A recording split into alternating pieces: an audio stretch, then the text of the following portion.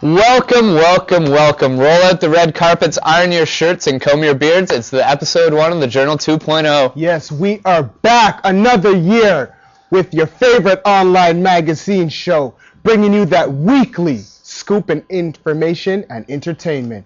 I'm your host, Jermaine. And I'm PC. Tim, what are you doing? Oh, sorry, I'm Tim. No, you're a PC user. PC user. Hey, want to take this outside, Apple boy? No, I have a better idea. How about we just go to Gerald Forget's piece, talking about which is the better computer product, PC or Mac? Who will take the cake? Let's check it out. Or the punch. What are you doing, man?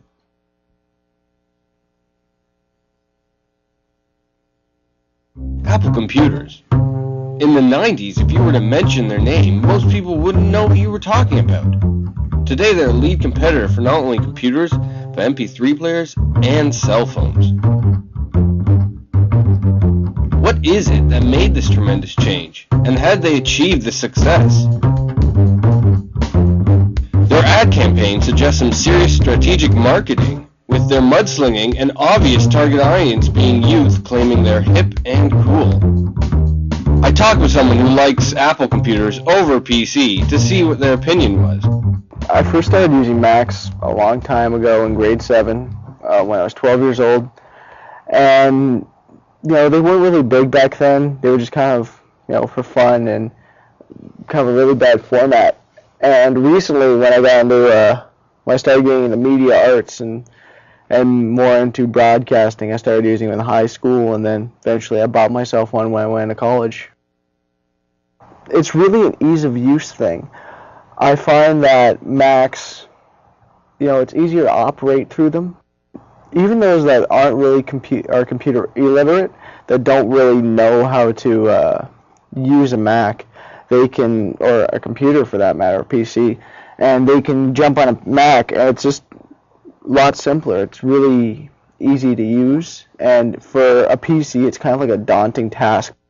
I think the commercials themselves are quite witty. Like, there's nothing too harmful about them, because after all, PC is getting its own promotional motor out there saying that, well, we're business and we do spreadsheets and we can do all these different things for our users. And Mac basically says, well, I can do all these fun things like iPhoto and iMovie and all that for the basic consumer. Some interesting and valid points, but still, this student fits exactly into the youth demographic that Apple is targeting.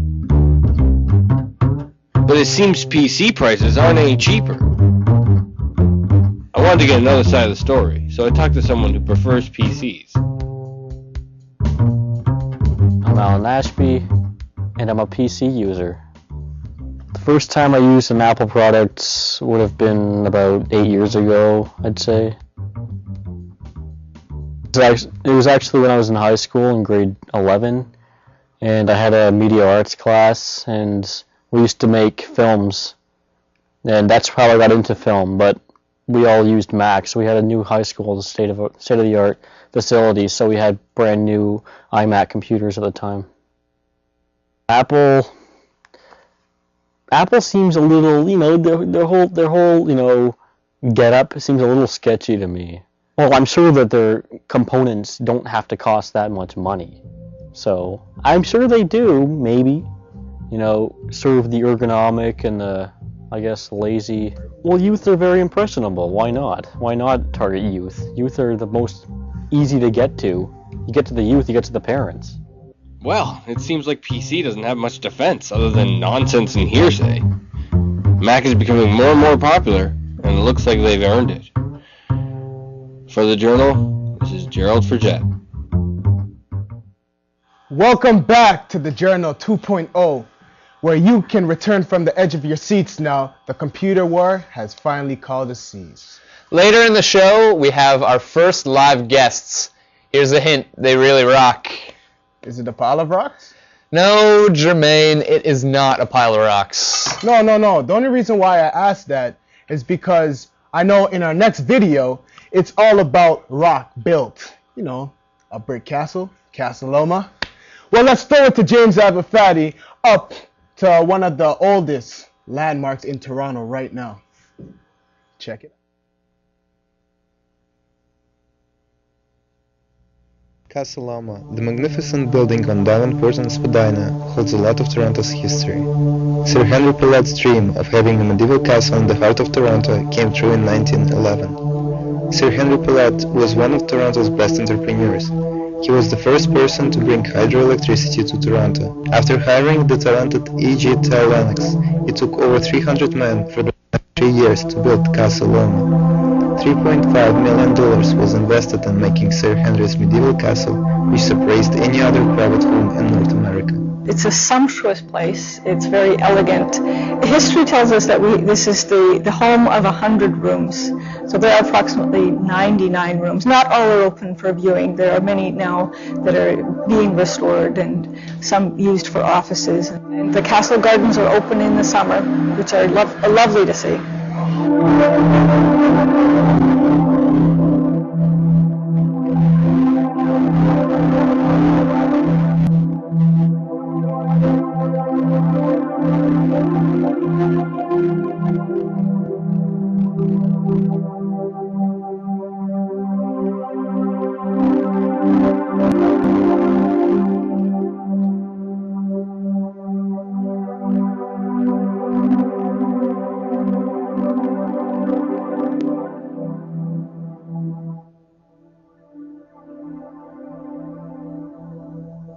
We have many seasonal events. At Christmas, we have a Santa's toy room and Santa, of course. During the summer, we've got the Renaissance Festival. It's usually at the beginning of the summer. There is a March break event. This year it'll be about pirates. So we have ongoing events continuously. Even to this day, 97 years later, Casa Loma is still considered to be one of Toronto's greatest landmarks.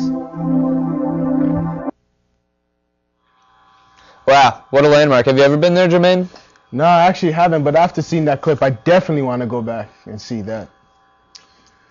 Well, we're going to shift gears not only from things and places, but to people. Well, what's a journal episode without a profile piece? You know, about an artist or some kind. Not much of an episode, I'll tell you that much. Well, here's Tyler's piece on Glen Miller. Check it out. Hi, welcome to Find a Way.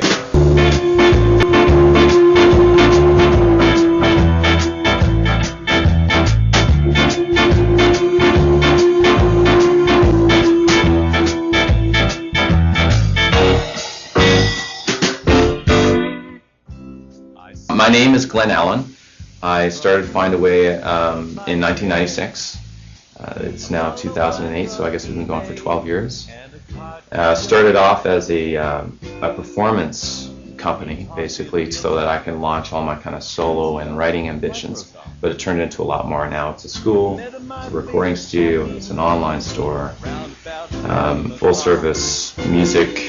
We set up studios, songwriting, producing, whole gamut of stuff. I always felt that people were the important thing, but I wasn't working or finding the right people. And I think I've started to connect with some really, really great engineers and good people that can help me realize what I want to do. And they have the same vision, so we can work together. And I think that is the only reason that I've been successful. I'm Sebastian. I've been working at Find a Way for the last 6 months as an engineer. I've had the great fortune to work with some extremely talented people here. And we do our very best to make great sounding music. The way I met Glen is I got a phone call one day from the studio manager at my old school who told me that there was a guy in a studio in the East End of Toronto who had an emergency on his hands. He was expecting 8 14-year-old girls to show up at his studio and needed an engineer to record them, and would I please go? So naturally I said yes. And it's been good ever since. It's been fabulous. Yeah. I see myself in 10 years doing a lot of writing, a lot of performing, and having a music community that I kind of work with a lot of great engineers, teachers, to help people do what they want to do, help them make their musical dreams come to life. That's what I've done, and that's what I want to help other people do.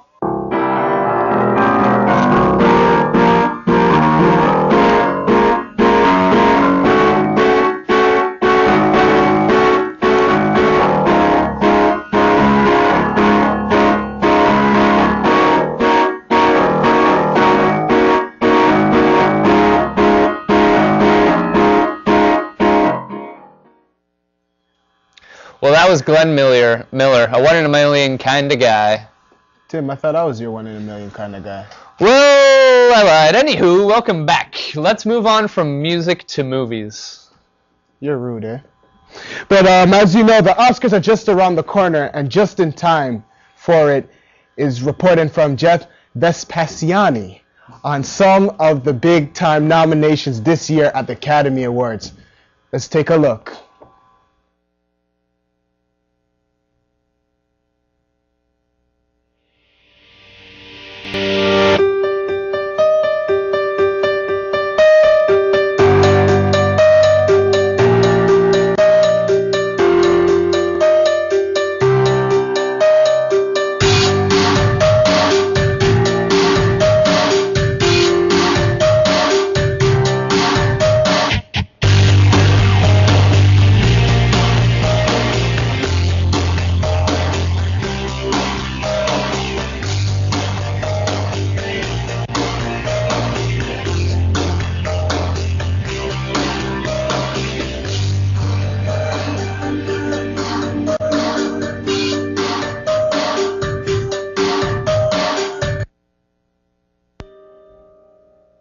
I'm Jeff Vespasiani for Centennial's The Journal. For almost 80 years, the annual Academy Awards ceremony has ostensibly celebrated some of the greatest achievements in film of the previous year, and despite some controversial picks here from time to time, it remains a popular topic of discussion. Do you watch the Oscars? Sometimes. Yeah, I do. For Jon Stewart. I sometimes watch just the opening to it, but even that probably not that much anymore. I usually do watch them for a while. I do watch the Oscars and the Golden Globes and all the award shows I can watch. Very rarely, but I do like watching the red carpet stuff, though. Absolutely. I always do. This year's nominees are a varied bunch, including, to name a few, The Love Story Atonement, which has been nominated for Best Picture as well as Best Supporting Actress for Saoirse Ronan.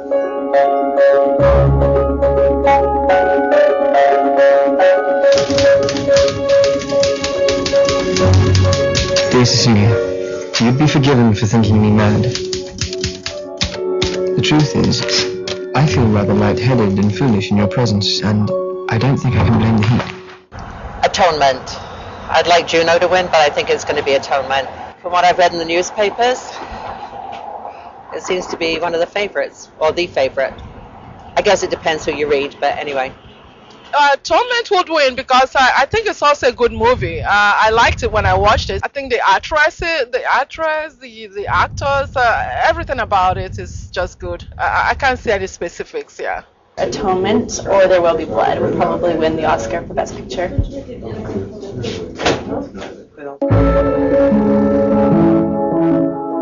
I was sheriff of this county when I was 25 years old. Grandfather was a lawman, father too. The crime you see now, it's hard to even take its measure.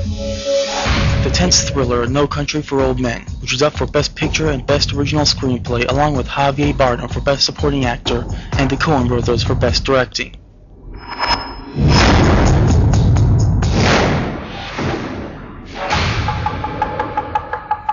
We're out a bunch of money and the other party is out his product. I would have to say that No Country for Old Men will be the winner this year. Best Picture could be No Country for Old Men. I like those brothers, like Coen Brothers, but I think they do the good best movies. Dude, I think it's best to just tell him.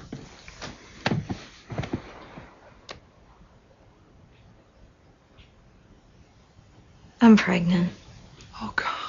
But I'm going to give it up for adoption, and I already found the perfect couple. They're going to pay for the medical expenses and everything, and what, 30-odd weeks, we can just pretend that this never happened.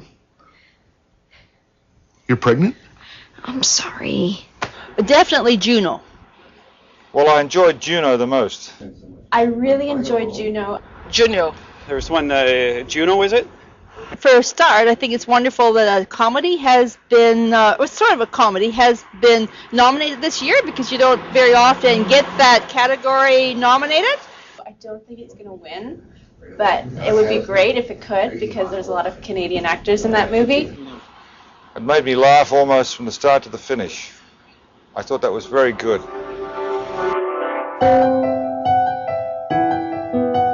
Whether it's the glitz and the glamour of the red carpet, memorable moments that can pop up during acceptance speeches, the Oscars are still an event enjoyed by many, between movie buffs and casual movie fans alike.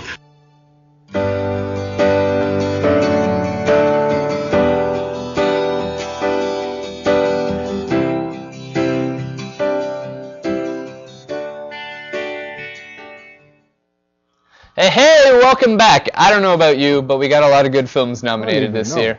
I guess we'll just wait and see who takes it in a few more days. But I want to know. I want to know where is Peter Jackson to bring my coffee, not his assistant. And why wasn't my trailer plated in gold yet? Looks like all this Oscar talk's gone to someone's head. To talk more about the not-so-bright, starry side of the film industry, here's Amanda Mongeon. Don't touch that mouse. I really don't understand. Canada, a nation that prides itself on its hockey, beer, and quirky cinematic gems. From Vancouver to Montreal, great films are made every year in this great nation. The only problem is, nobody sees them. Unless you go out of your way to educate yourself on the latest Canadian film coming to a street corner at a big city near you, you won't even hear about it. And why is that? Because we don't have proper distribution. And why don't we have proper distribution? Because we don't have the money. Well, we have the money. We just refuse to spend it. We're like that old crazy aunt who's filthy rich, yet every year at Christmas insists on buying you socks. So, rather than spending our own money on our own films promoting our own industry, we'd rather let the Americans come for a couple of months and spend theirs. This is great for our crews because God knows we're not giving them enough work. However, once these American films are made and distributed, they make all the money. Not only do they make all the money, but they take up all the room in our theaters, leaving us with only 1% of the domestic box office. But it's not their fault. Oh no, over in Quebec, they take up at least 20% of their box office. So where are we, the nation that is an actual nation and not a nation within a nation, going wrong? Quite simply, we're selling out. Instead of giving our homegrown talent a place to showcase their talent, we're giving them the boot to Hollywood. And why shouldn't they go? Hollywood has all the jobs, they have the money, they have the people who are actually going to go see their movies, and they have the actors. Well, sort of. They're Canadian too. But the funny part is, all these people who are going to Hollywood for work, they just end up back in Toronto, Montreal, or Vancouver when it comes time to shoot, because we're cheap. Hollywood is starting to look a lot like the NHL, where nearly half the players drafted were Canadian. And we only have 6 teams in the league. Take a look at the highest grossing movie of all time with nearly $2 billion of gross revenue. Titanic, directed by a Canadian. That could have been our movie. But James Cameron was smart. He knew there was no way in hell he'd ever get his hands on that kind of a movie here, despite the fact they're a lot closer to the icebergs. Instead, we're lucky enough to have Meatballs, one of the most financially successful films of Canada that was entirely shot and produced right here. However, most of its box office revenue was from the US. Despite the film being Canadian, there's nothing actually Canadian in the film. So, are Canadians ashamed of being Canadian, or are we just oblivious to what being Canadian means? But we have Bon Cop, Bad Cop. That was Canadian, and it was about Canadians. But that movie only grossed $1.3 million outside of Quebec. There are a few Canadian films this year making their mark in the industry, such as Away From Her and the US-Canada collaborated film Juno. But these moments are few and far between. Paul Donovan once described making movies in Canada as climbing Mount Everest without oxygen, because we'd rather cater to the Americans than look selfish and cater to ourselves. So now it's up to us, the new generation of filmmakers, to give the boot to the Americans and take back our theaters.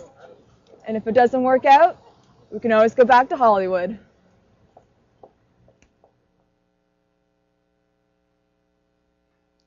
Here we are now, back at the Journal, and we are joined by none other than Start Tomorrow performing Rocket.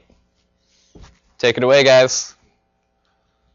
I sit and I lay, and the days fade away. The sound of the laughter and tears of joy are now in the past. It's dark in this place, nowhere to go, nowhere to hide. I need you now, shine your light.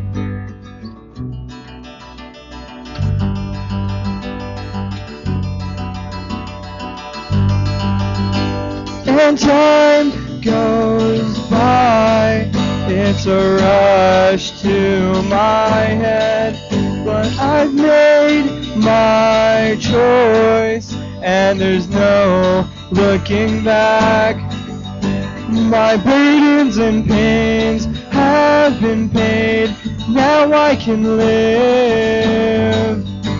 I need you now, shine your light, bring me into your grace.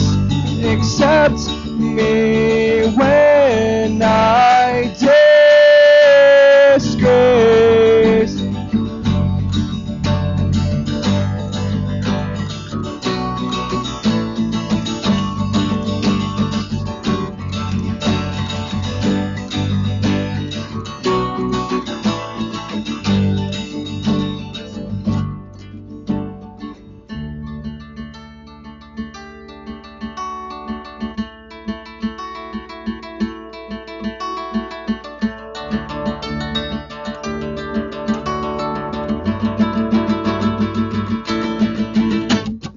Bring me into your grace. Accept me when I disgrace.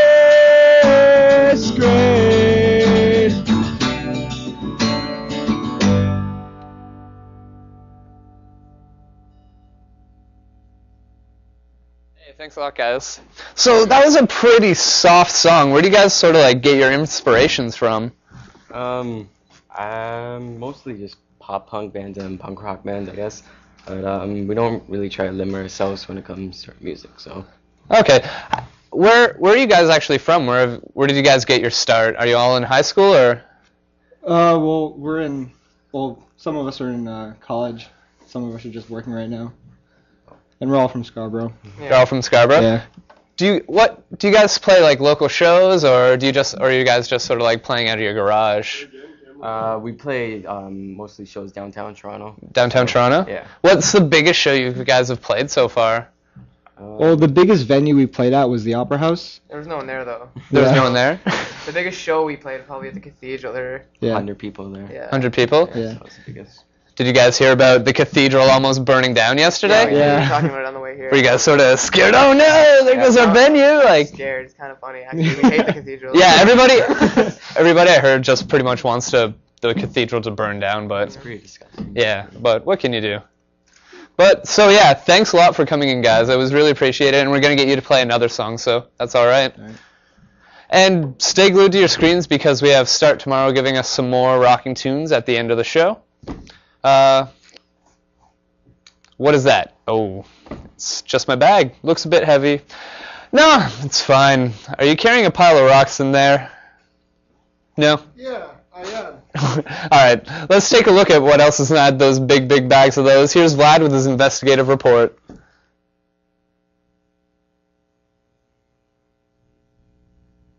It's $1 billion tree. They are everywhere. Big, small, but mostly big. Why are they so big? What's in them? Should we fear? Is the backpack dead? I just don't know. Let's find out. Whoa. I'm not hiding any weapons in here. Okay, Just so you know.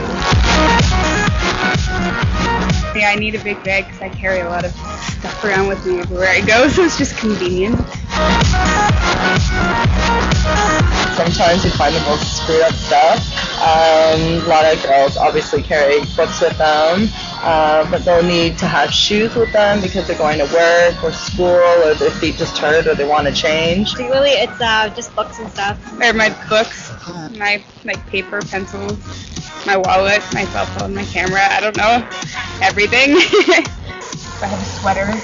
I have like a water bottle, my wallet. I have hand cream, perfume, makeup. What else do you carry? Everything. Yeah. So, shoes and tissues. TNA. Like I used to carry a backpack all the time, but it was like really, really big. So then I just got a case for my laptop and put it in one of these purses. It seems like backpacks are for guys and like these types of bags are for girls. That's new trend. Simple round the body bag is always easy to wear, and it's really practical. You can fit your book, your smokes, and a bottle of water, and you're good to go. So, but you'll never be able to beat just a simple over-the-shoulder bag. Women just love them. So, and you can never have too many of them.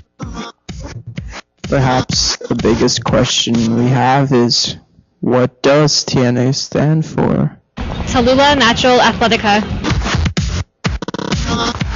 I've discovered girls love their purses. A purse says a lot about a girl. Who she is, where she's going. Is she crazy? Perhaps. But those big purses have a purpose. There's no real mystery. No secret world in there. Just things she needs. Okay, and what Stored kind of purse is that? in style. It's a Coach purse. Coach purse? Yeah. Okay, and what brand is it? Coach. Oh, Coach. Another mystery laid to rest. Well, that was our first episode, and I really hope you had a safe amount of fun. Special thanks once again goes out to Start Tomorrow.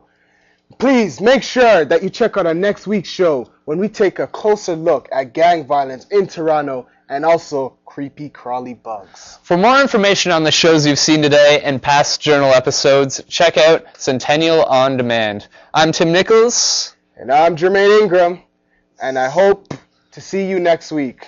Here, take us away, Start Tomorrow.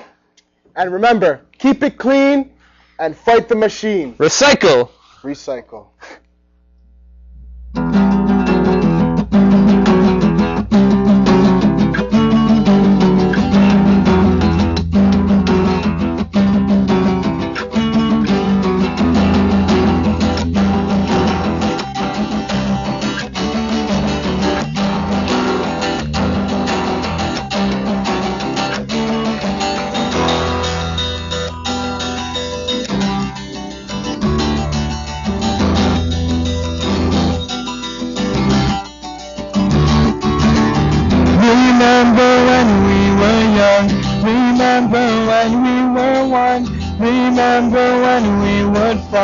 Remember it would last all night. I would fall at your feet just to watch you leave. You're slowly pushing me away. I feel the shadow coming, it's overwhelming me.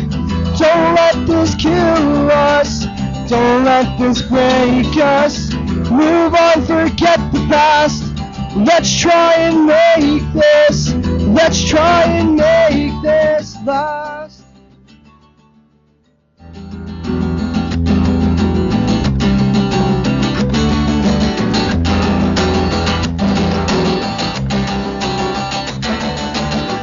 Your life has changed so much that I don't know who you are. I can't erase these problems.